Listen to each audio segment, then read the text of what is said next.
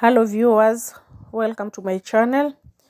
Today I'm going to show you how you can use gravel that is mostly found on construction site to make a fantastic and beautiful mirror wall art. For the returning subscribers, thank you for tuning in once again, and for the new viewers, please subscribe, like, share and leave a comment down below.